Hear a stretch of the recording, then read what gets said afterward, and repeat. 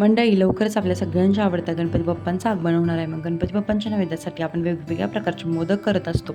आज आपण त्यातलाच एक प्रकार बनवणार आहोत, ते म्हणजे रव्याचे मोदक. एकदा बनवून ठेवले की 8 ते 10 दिवस आरामामध्ये टिकतात. चला तर बघूया काय करायचं आहे. 4 ते 5 चमचे तूप गरम करून घ्यायचं आहे. त्याच्यामध्ये 1 वाटी रवा आपल्याला हलकासा भाजून घ्यायचा आहे. अजिबात लाल वगैरे करायचा नाही आहे, फक्त त्याचा कच्चापणा जाईपर्यंत भाजून घ्यायचं आहे. त्यानंतर पाऊण वाटी साखर आणि अर्धी वाटी पाणी घेऊन पाक तयार करून घ्यायचा आहे. 1 तारी त्याच्यामध्ये थोडंसं तूप आणि वेलची पूड घालून मिक्स करून घ्यायचं आहे. तयार रव्यामध्ये हे सगळा पाक ओतून घ्यायचा आहे. तुमच्या आवडीनुसार ड्रायफ्रुट्स घालून घ्यायचे आहे. सगळं मिक्स करून 1-5 मिनिटं झाकून ठेवायचं आहे. त्यानंतर प्लेटमध्ये काढून थंड करून घ्यायचं आहे. या पद्धतीने मोदकांचा साचा घेतलेला आहे. साच्यामध्ये थोडं थोडं सारण भरून आपण मोदक तयार करून घेणार आहोत.